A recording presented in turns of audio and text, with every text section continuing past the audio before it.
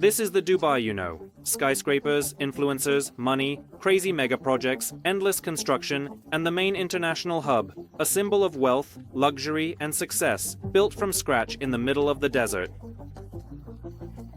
However, what lies beneath the surface becomes much more interesting. Behind the facade of impressive tricks and luxury, Dubai is a money-making machine driven by strategic vision, meticulous planning, and very smart decisions that have ultimately created a unique economic model. A model that is radically different from the ways in which the most developed countries in the world make money, which helped Dubai become the first economy in the Persian Gulf to achieve success after the oil ran out. But now something has changed. After decades of stable operation, the economic engine of Dubai is facing a serious threat for the first time, and if the emirate wants to survive, it needs to change significantly and do so very quickly. How did it reach such a level of development? Why is that no longer enough? And what does the future of the Dubai miracle look like? To understand the problems that Dubai is facing, one must understand how it became so wealthy. This story begins in the 1960s. At that time, Dubai was a small, insignificant, and poor fishing town that bore no resemblance to the modern metropolis it is today. But then two key events occurred. First, as in many other places around the Persian Gulf, oil was found in Dubai. And although the oil reserves in Dubai were insignificant compared to other regions, it still meant that the small town suddenly had access to large sums of money. Secondly, Dubai received a new ruler, Sheikh Rashid bin Saeed Al Maktoum, who proposed the development concept for modern Dubai. Sheikh Rashid bin Saeed Al Maktoum quickly realized that compared to its neighbors, Dubai's oil reserves were insufficient to last for a long time and would be depleted in just a few decades. Therefore, it was essential to use the oil money very wisely while it was still available, to survive when they run out. This was an example of truly visionary and strategic thinking, especially considering that Dubai was surrounded by other states of the Persian Gulf that were simply spending money left and right. When the oil revenues began to flow in, the Sheikh used them for the rapid construction of infrastructure necessary for Dubai to connect with the rest of the world, the first airport, roads, and hotels. And then Dubai was lucky again. There was another city in the Middle East that occupied the position that Dubai holds today. A city where Western companies established their regional headquarters. A city with luxurious restaurants and shops, where the wealthy and influential people of the region came to entertain themselves and spend their money. At that time, the capital of Lebanon, Beirut, was also known as the Paris of the Middle East. But in the 1970s, everything changed when a civil war broke out in Lebanon. Suddenly, Beirut disappeared from the map, and the place of the multicultural capital of the region, embodying luxury, fun, and money, became vacant. In Dubai, they realized that this was their chance. The ruler of Dubai eased the laws to allow Western banks, accounting, and law firms to open branches in the Middle East, offering them a safe and friendly environment for Western countries. Wealthy individuals from across the Middle East, whose money was in Beirut, began transferring it to banks in Dubai, where all these services were now conveniently available. They no longer needed to fly to London or Zurich to hire a top-notch Western lawyer.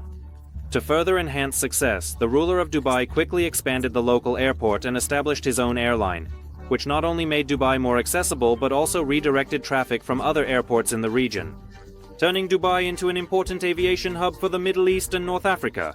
This in turn allowed for the attraction of even more tourists who came to spend their money in the shops, hotels, and restaurants of Dubai, the number of which was constantly growing. And to top it all off, the government of Dubai implemented yet another plan, which ultimately created its most important industry: real estate.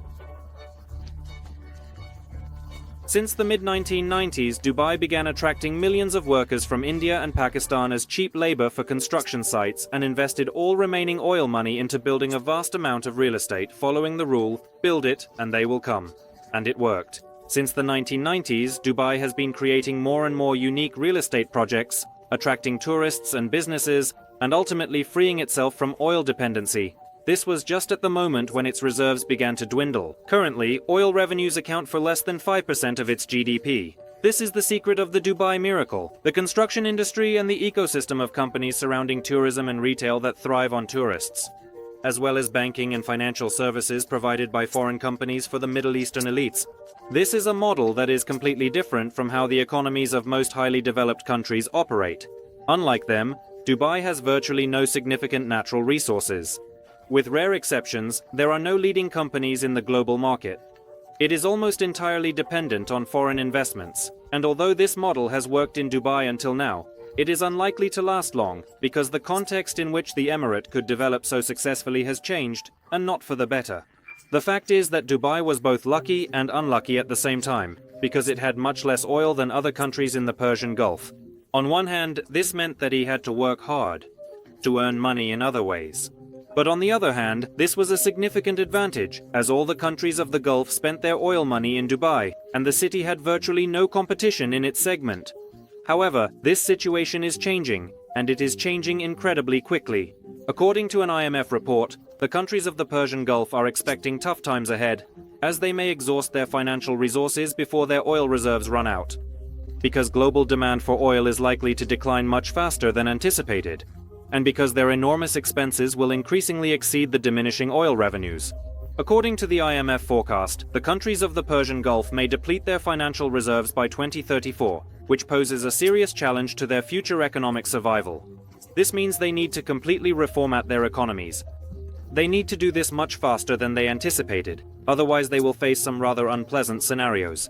The wealthy oil countries of the Persian Gulf fully understand this, which is why they are all announcing major plans to restructure their economies and free themselves from oil dependence in the coming years, such as Saudi Arabia with its Saudi Vision 2030. And this is very bad news for Dubai, because the decisions made by the countries of the Persian Gulf essentially involve precisely copying Dubai's economic model.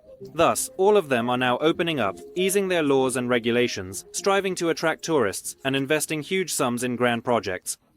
In general, they are doing everything that Dubai has been successfully working on for decades. This means that Dubai will no longer be the only place in the region offering such opportunities. Instead, all its neighbors will be trying to do the same. Essentially, this means that supply and demand in the Persian Gulf will change completely in the coming years, and this will have serious consequences for Dubai.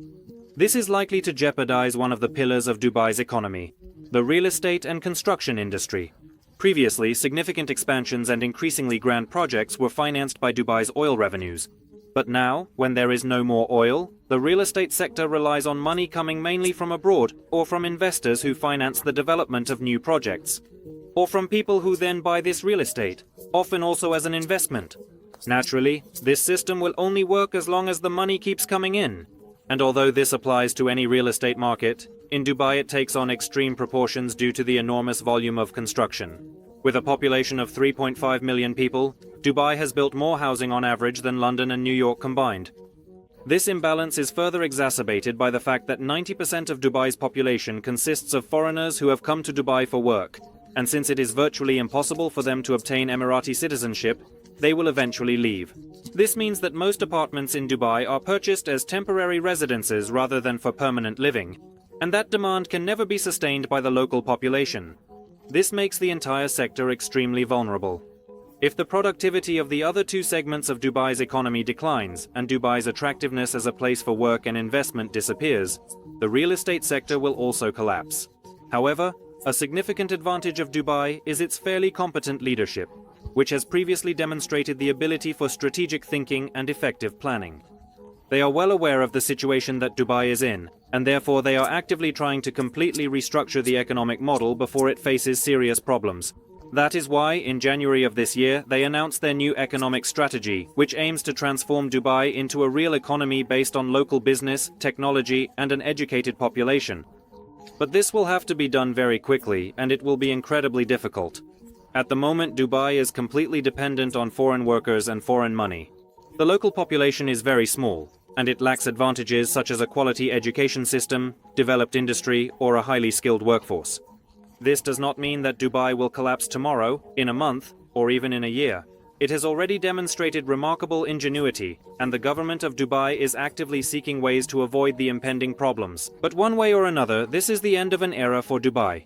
It will either be able to completely transform itself, or its economic success may soon go up in smoke.